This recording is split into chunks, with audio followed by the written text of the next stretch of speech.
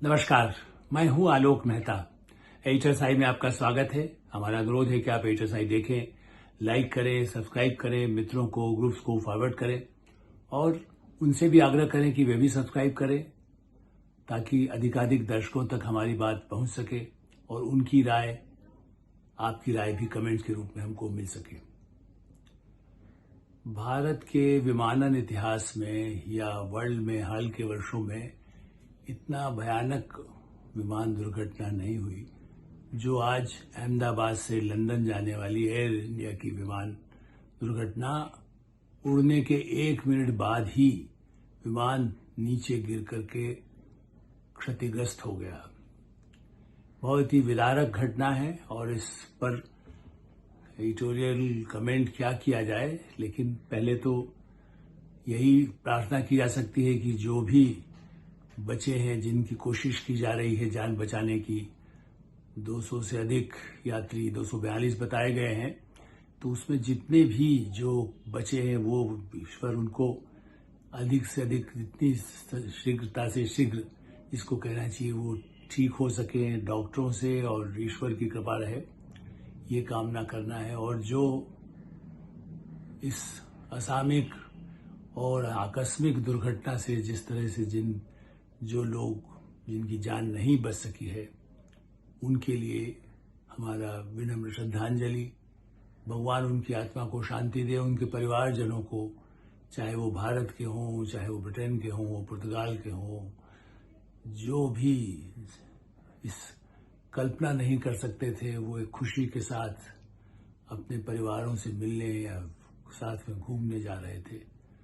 उसमें 52 के करीब तो ब्रिटिश नागरिक ही थे और इसलिए दुर्घटना पर इसलिए कमेंट करने की आवश्यकता हमें महसूस हुई। इससे बचने की पहले भावना भी यही थी, लेकिन मुझे लगा कि नहीं, इस मुद्दे पर चर्चा अभी कई दिनों तक चलेगी। जांच का विषय तो है ही कि बोइंग का अति आधुनिक ड्रीम लाइनर जिसको कहते हैं, और ऐसा प्लेन जो विश्व में अभी तक इस नए आधुनिकतम टेक्नोलॉजी वाले इस प्लेन की कोई दुर्घटना, किसी देश में दुर्घटनाएं होती हैं, इसमें कोई शक नहीं। न्यूयॉर्क में भी प्लेन आपको याद होगा पूरा का पूरा जाकर के गिर गया, 1 साल पहले की बात है। तो ऐसी स्थिति में दुर्घटनाएं हो सकती हैं, विश्व में कई जगह हुई है। बड़े बड़े नेता जा रहे हों, उनकी मृत्यु हुई है इसी दृष्टि से। लेकिन ऐसी उड़ते ही जो गिर जाए, मुझे इसीलिए केवल वो याद आता है एयर इंडिया का, जो आतंकवादियों ने जो कराला से विमान एयर इंडिया का जो हवाई जहाज रास्ते में ही उसको बम से उड़ा दिया गया था, वो तो आतंकवादी घटना थी। इसलिए हम ये भी नहीं कह सकते हैं कि भाई प्लेन उड़ते ही एकदम कोई आतंकवादी ऐसा हुआ।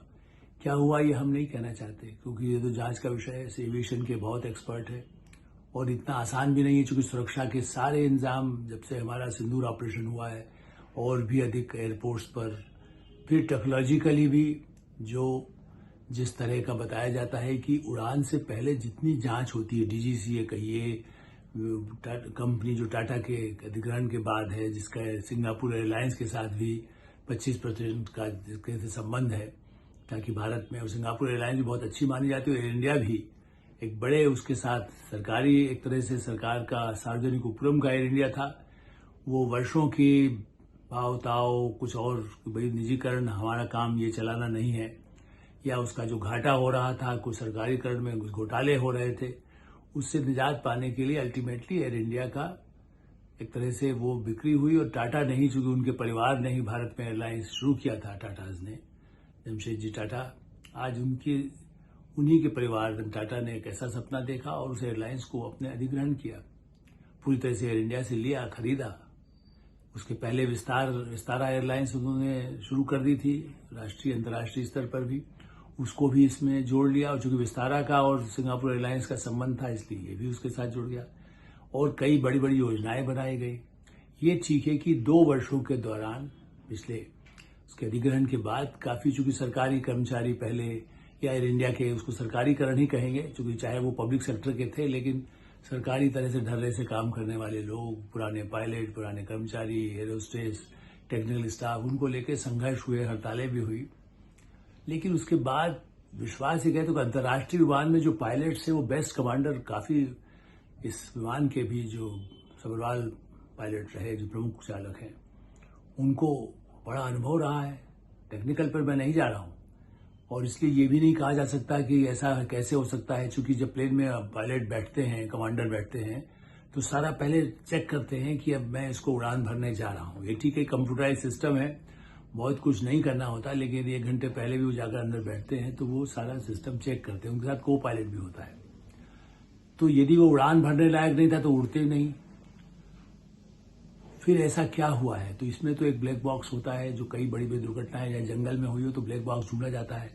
ये तो अहमदाबाद शहर में, चूंकि उड़ने के बाद 600-700 फीट ऊंचे जाने के बाद ही नीचे गिरा और बस्ती के बीच हॉस्टल जहां डॉक्टर्स और दूसरे पहले से थे वो भी घायल हुए हैं, उस बिल्डिंग में घुस गया और इसीलिए शायद बचाव कार्य भी थोड़ा जल्दी भी शुरू हो सका, चूंकि बस्ती के लोग निकल के आए, फायर ब्रिगेड आए पूरे पैमाने पर।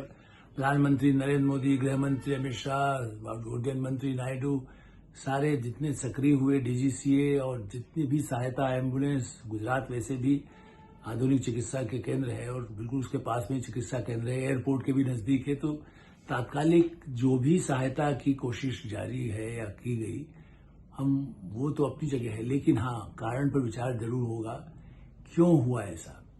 इसीलिए इस बात की चर्चा आवश्यक है कि सरकारीकरण हो तो गड़बड़ हो सकता है, लेकिन तब भी वैसी दुर्घटनाएं तो नहीं हुई। कुछ विमान दुर्घटनाएं कभी हुई, उसकी कोई रेल दुर्घटनाएं हुई, तो उसमें इतने बड़े पैमाने पर क्षति नहीं हुआ। लोग भारत में खास करके आधुनिकतम विमान और अंतर्राष्ट्रीय विमान भर रहा हो, इसीलिए मुझे सिर्फ कनाडा वाला एक उदाहरण याद है जब एयर इंडिया के साथ हुआ। बाकी डोमेस्टिक लेवल पर कुछ दुर्घटनाएं हुई हैं। हमने कई नेताओं को भी उसमें खोया है, जो निजी विमान में थे या छोटे विमान में थे। बड़े विमान भी कुछ हुए तो उसके बाद भी हुआ कि भाई इस्तीफा मंत्री दे दें, लेकिन यहाँ ये है कि सरकारी भी नहीं है, एक बड़ी कंपनी के है, तो कहीं गड़बड़ तो है। टेक्निकली यदि खर्चा कम करने के लिए जो आधुनिक लोग ये बताते हैं कि मैनेजमेंट जब ऐसा होता है तो ये कोशिश करता है कि खर्चा कम किया जाए, लेकिन क्या इतने अच्छे काम के लिए ये भी विश्वास नहीं किया सकता कि जिसकी टेक्निकल कोई सुपीरियरिटी नहीं हो ऐसे लोग रखे गए हों। और विमान कंपनी जो ये इतनी बड़ी बोइंग और जो कंपनी है ड्रीम लाइनर को निर्माता कंपनियां, वो तो बराबर ये दावा ही करती हैं कि इसमें कोई दुर्घटना हो ही नहीं सकती है। 747 हो, ये तो 787 और इस तरह का विमान जिसका बहुत ही दुनिया में इसकी कई विमान इसके चल रहे हैं। विमान के ढांचे को लेकर प्रफुल्ल पटेल जैसे जो मंत्री, जो काफी उड्डयन के बड़ा उनको अनुभव रहा है, अब तो भारतीय जनता पार्टी के साथ ही उनका संबंध है, अजित पवार के साथ उनके संबंध रहे हैं। ऐसी स्थिति में उनका जो है या एविएशन के जो बड़े कमांडर हैं, एयरफोर्स के जो लोग हैं, वो भी भरोसा नहीं कर रहे कि इसका कारण क्या होगा। वो ये तो कहते हैं कि नहीं, सिस्टम में तो गड़बड़ नहीं थी, न प्लेन गड़बड़ हो सकता है न टेक्निकल उसकी में, तो फिर क्या है, कुछ भी नहीं था तो कैसे विमान गिर सकता है। इसीलिए क्या ये शंका होती है कि कोई सेबोटेज ऐसा हुआ जिसने वहां पर ऐसी कोई किया जिससे कि उड़ते ही उसमें कुछ हो जाए। वो जैसा हमने कहा कि कोई उसके अंदर कुछ सामान रखा हो या उसमें टेक्निकल ऐसा फॉल्ट कर दिया गया हो, जो उसमें नीचे के कर्मचारी तो आते हैं जो नीचे उतर जाते हैं, वो सब भी जांच में आएगा। जुडिशियल जांच की बात भी कही गई है, एविएशन अपनी जांच करेगा, उच्च स्तरीय जांच होगी, जजेस भी जांच करेंगे। ये इस तरह की दुर्घटनाओं की जांच हो सकता है, कुछ तत्काल कुछ परिणाम सामने आते हैं ब्लैक बॉक्स मिलने के बाद ही क्या संदेश आया। ये सही है कि जो पायलट का आखिरी संदेश जो मिला वो यही था, मैं मतलब बिल्कुल इमरजेंसी में, अब मैं संभल नहीं रहा है, बिल्कुल इमरजेंसी में गिरने जा रहा है, कुछ ऐसे शब्द जो उसके टेक्निकल वर्ड्स हैं। माए जो कहा जाता है, माए में जो मतलब जो आवाज सुनाई दी गई है, ऐसा अभी तक जो रिपोर्ट आई है, मैं भी उसको सुनिश्चित नहीं कह सकता कि ऐसा आया नहीं आया, लेकिन अभी तक जो मीडिया में और एविएशन के लोग जो बता रहे हैं कि आखिरी संदेश में यही था कि इमरजेंसी तत्काल सहायता चाहिए, लेकिन सहायता का मौका ही नहीं हुआ। 1 मिनट में तो प्लेन जाकर के घुस गया अहमदाबाद की एक बस्ती में, बिल्डिंग के अंदर घुस गया, उसके चारों तरफ आप उसके दृश्य देख सकते हैं।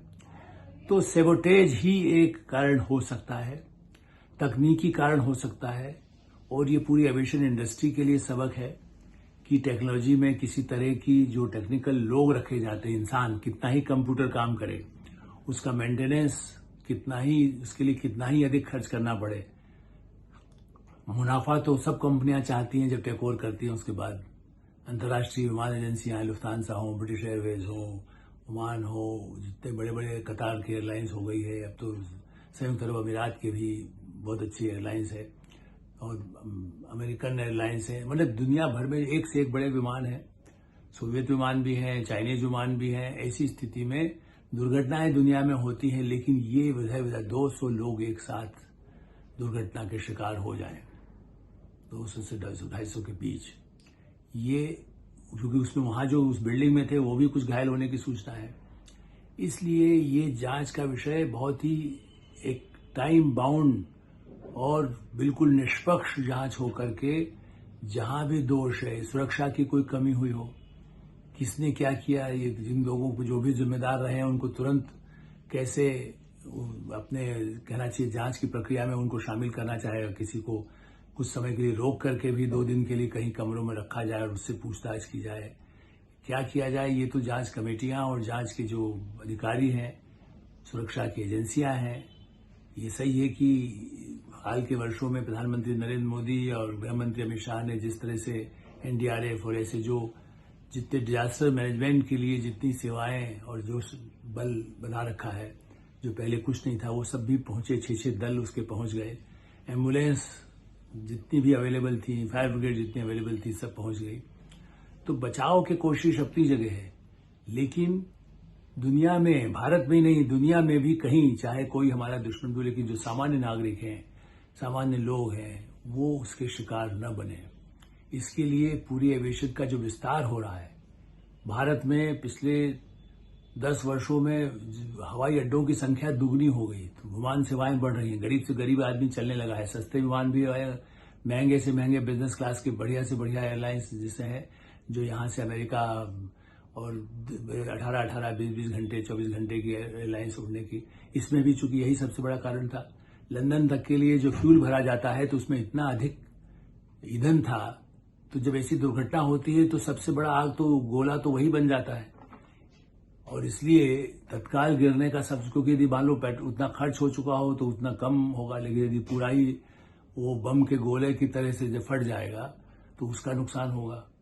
इसलिए जांच हो दुर्घटना के कारणों की और देश के या विदेश के कोई षड्यंत्र की, इसकी भी जांच की आवश्यकता होगी।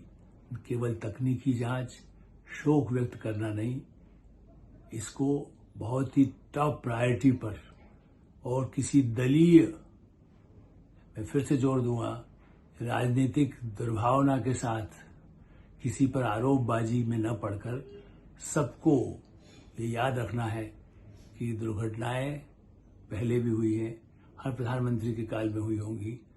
मोहन कुमार मंगलम, मुझे याद है दिल्ली के एयरपोर्ट पर वो इमरजेंसी, इंदिरा गांधी इमरजेंसी से पहले की घटना है, उनका प्लेन पालम पर ही वो जाकर के गिरा था, पालम के पास की पहाड़ी पर। उसका रिपोर्टिंग करने में गया था, तब एजेंसी में काम करता था, 74 के आसपास की बात होगी, तत्काल याद नहीं है। बड़े मोहन कुमार मंगलम बहुत बड़े नेता थे, मंत्री थे सरकार में, उनकी डेथ हो गई थी। तो ऐसी है कि दुर्घटना ऐसी कम होती। इसमें भी विजय रूपाणी, पूर्व मुख्यमंत्री गुजरात के, वो भी इस विमान में सवार थे और बड़े उनका इतना अच्छा, मेरी भी उनसे मुलाकात हुई है जब वो मुख्यमंत्री रहे। और ऐसी स्थिति में मुझे लगता है कि ये बहुत बड़ा हृदय विदारक घटना है, इसलिए मैं उस पर कोई टिप्पणी उस रूप में न करूं, लेकिन हाँ ये जरूर कहूंगा कि इस दुर्भाग्यपूर्ण घटना के लिए थारो से थारो इन्वेस्टिगेशन और निष्पक्ष, जिसकी भी जो गलती हो, टॉप से लेकर सीईओ से लेकर के नीचे तक, टेक्निकल से लेकर के, सुरक्षा से लेकर के, और उम्मीद करना चाहिए कि ऐसा कोई आतंकी भारत का या नक्सली या कोई ऐसी तत्व इसमें न शामिल रहा हो। इसे भी जांच का मुद्दा बनाए रखना होगा। एटोसाई में ही विराम देते हैं। आप एटोसाई देखते रहें, लाइक करें, सब्सक्राइब करें, मित्रों को उसको फॉरवर्ड करें, और आपकी कोई राय हो तो हमें अवश्य अवगत कराएं। धन्यवाद, नमस्कार।